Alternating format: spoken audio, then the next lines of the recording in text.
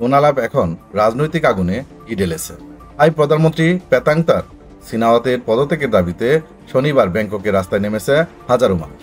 প্রতিবেশী কম্বোডিয়ার সঙ্গে সীমান্ত বিরোধ নিয়ে তার একটি ফোনালাপ ফাঁসের পর থেকেই উত্তাল হয়ে উঠেছে রাজধানী।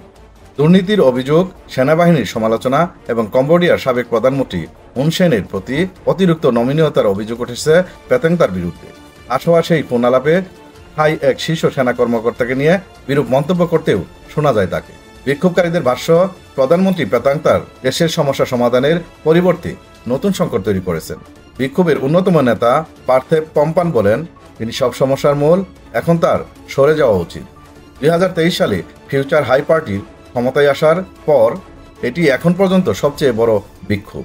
বাড়ি বর্ষণের মধ্যেও বিক্ষোভে অংশ নিতে দেখা গেছে হাজারো মানুষকে। প্রধানমন্ত্রীর উপর চাপ ক্রমেই বাড়ছে।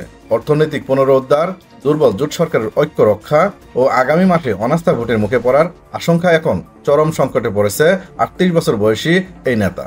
মে মাসে থাইল্যান্ড কম্বোডিয়ার সীমান্তে সেনা সংঘর্ষের জেরে উত্তেজনার সূচনা হয়। এরপর ফাঁস হওয়া ফোনালাপ পরিস্থিতিকে আরও ঘোলাটে করে তোলে।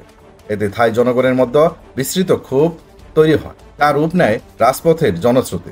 থাই রাজনীতিতে সেনাবাহিনীর প্রভাব ঐতিহাসিকভাবে গভীর, আর এই পরিস্থিতিতে সেনাবাহিনী নিয়ে প্রকাশ্য সমালোচনার সুযোগ নেই বললেই চলে।